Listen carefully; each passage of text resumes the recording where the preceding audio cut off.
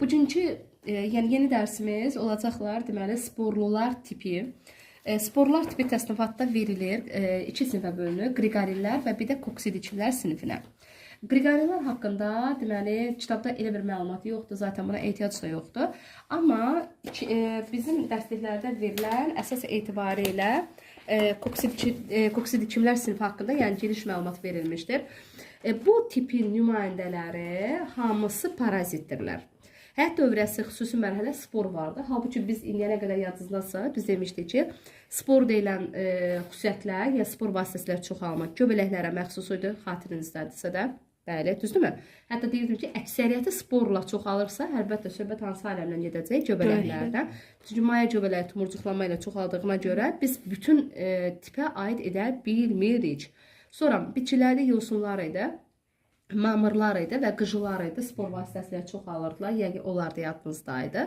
Bəli, heyvanat aləmində cəmi cümlədən bir dənə tip vardı. Amma bakteriyalar sporlar vasitəsilə nə edirdi? Mühafizə olunurdu. Onlar spor vasitəsilə çoxalma mümkün deyildilər. Sonra indi başlayıram artıq onların həyat dövrələrinə. Ümumiyyətlə əvvəlcə bunlar sahib dəyişmə vasitəsilə inkişaf dövrəsi, nəsil növləşməsi vasitəsilə çoxala bilən canlılardılar. Demək, cinsi nəsillə qeyri-cinsi nəsil bir-birini nə edirlər? Növbələyirlər. Əvvəlcə burada iki sahib var. Əsas sahib, araq sahib. Gəlin əvvəlcə sahib haqqında məlumat verim.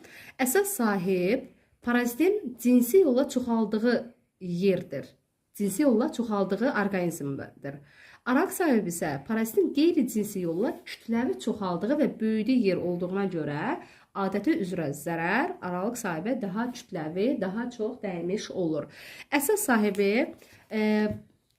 sahibi deməli Ammophilus cinsindən olan dişi ağcı qanadlardır. Hər ağcı qanadlar çoxala bilmirlər. Deməli Ammophilus cinsindən olan dişi ağcı qanadı mən yenə vurğulayıram. Araq sahibləri isə deməli insandır. Aydındırmı? İndi gəlin çıxaq, deməli, dişi ağcı qanadı inkişaf dövrəsindən. Bu şəkildə isə, deməli, malyariyaya yoluxmuş eritrosit hüceyrəsinin mikroskopik şəkli verilmişdir. Amma inkişaf dönəmindən əvvəlcə danışmamışdan əvvəl bu xəstəliyin simptomları haqqında məlumat verək. 41-40 Selsiyə qədər yüksələn uzun müddətli titrəyişlər, titrəmələr, sonra şiddətli halsızlıq müşahidə edilir və təbii ki, müalicə olmadıqda, vaxtında əgər üzərinə düşülməsə də, təbii ki, malyariyadan ölüm halları, belə deyək də, yəni ölüm halı müşahidə oluna bilər. Yəni, dünyada təsəvvür edin ki, Maçdoniya İskəndər kimi dünyaca ən məşhur sərkərdə belə malyariyada məhv olmuşdur. Yəni, əsrlər boyu bu parazitin epidemiyalara müşahidə olunmuşdur. Bəs necə edək ki, biz bu xəstəliyə yoluxmayaq? Xəstəliyin, belə deyək də, onun törədiciləri olan, yəni bu dişi ağcı qanadların çoxaldığı yer bilirsiniz ki, haradır? Su hövzələridir. Çünki ağcı qanadlar yumurtasını hara qoyurlar? Suya qoyurlar. Deməli, biz həmin su hövzələrini ya qurutmalıyıq, o da elə asan bir məsələ deyil. İkinci, kimyəvi yolla mühafizə var ondan. Onda necə edirdik? Su hövzəsinə xüsusi kimyəvi preparatlar və neft vasitəsilə biz ora neft xaric edirik, suya tökürük.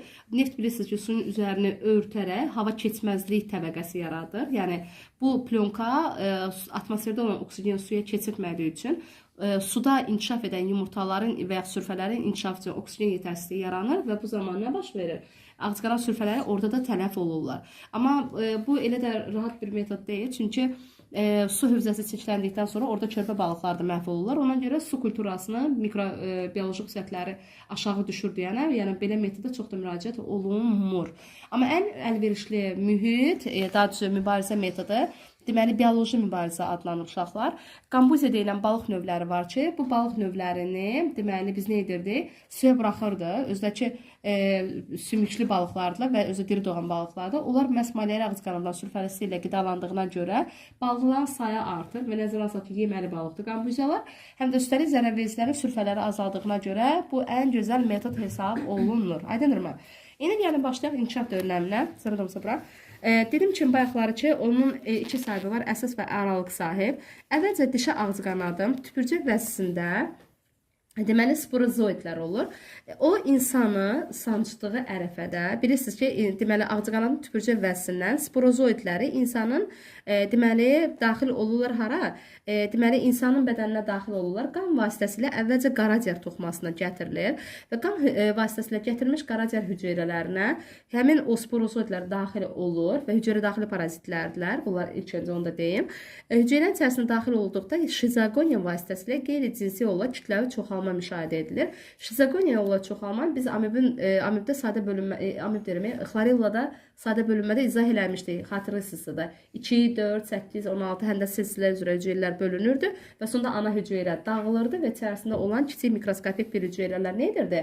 Hüceyrəni tərk edirdi. Burada da o proses davam edir. Bir müddətdən sonra deməli qaraciyər toxumasının, qaraciyər hüceyrəsindən xaric olmuş həmin o şizogoniya yolu ilə bölünmüş hüceyrələr yenidən yekun eritrosit hüceyrələrinə daxil olurlar və eritrosit hüceyrələrinə daxil olduqda ərəfədə onlar eritrositlərin daxilində də eyni şizogoniya vasitəsilə çoxalırlar.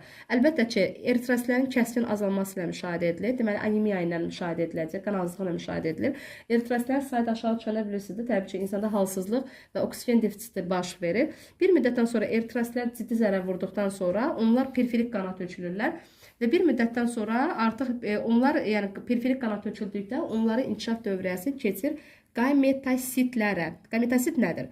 Qametasit başlanğıc qamet hüceyrələridir. Əgər qametasitdə yox, elə qametə çevrilsəydilər, elə insanın qanında da qametlər birləşib zigotanı yaradardı. Onda aralıq sahib, yəni belə deyək də, inkişaf dövrəsi elə əsas sahib, aralıq sahibdə yekunlaşmış olar. Yəni ağcaqanada heç ehtiyac qalmazdı. Amma elə deyil. Eritrositdən çıxmış hüceyrələr nəyə dedim çevrildi? Qametasitlərə çevrildi. Ağcaqanad təkrarən həmin insan qanını, xəstəliyə yoluxmuş insan qanını soran zamanı həmin qametasitlər ağcaqanadın deməli həzm traktına daxil olur. Ağızdan udulaq qida borusu mədəyə daxil olur. Mədənin içərisində həmin qametasitlər yekun qametlərə çevrilirlər. Və qametlər bilirsiniz ki, hərəkətlidirlər, birləşirlər və zigotanı yaradırlar və belə deyək də, həmin o makroqametlər, deməli bayaqlar mən vurğuladım ki, yumurta hüceyrə, mikroqametlər isə spermatozoida çevrilirlər. Həzm traktında həmin o qametlər birləşdikdən sonra zigotaya çevrilir. Zigotalara adlanır ovokineta, o-on yumurta, kinez hərəkət deməkdir. Yeganə zigotu ki, hərəkətlidir. Mədənin divarını deşərək, deməli daxil olur, deməli periferik qana, yəni söhbət ağcaqanada qanına gedir, yəni hemolimfasına və bədənin bir müddətdən sonra həmin o belə deyək də şişlər, bədən boşluğunda şişlər yaradır və şişlər bir müddətdən sonra artıq müəyyən bir stadiya var. O stadiya keçəndən sonra şişlər partlayır və yenidən həmin şişlər içərisində cavan sporozoidlər ağcaqanadın tüpürcək vəzinə gəlir və yenidən ağcaqanad yeni sahibi axtarır ki, həmin o sporozoidləri yenidən yaymış olsun. Təbii ki, burada inkişaf dövrəsində heç biri burada faydalanmır. Təbii ki, əsas sahibi olan ağcaqanada da ciddi zərər dəyir. Onun həzm traktına zərər dəymiş olur. Bilirsiniz, mədə divarı bayaq dedim ki, deşirdi.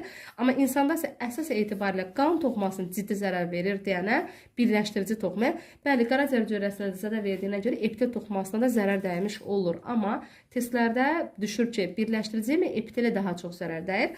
Onda bəli, qan hüceyrələrini, yəni birləşdirici toxumanı götürəcəyik. Anlaşıldı mı?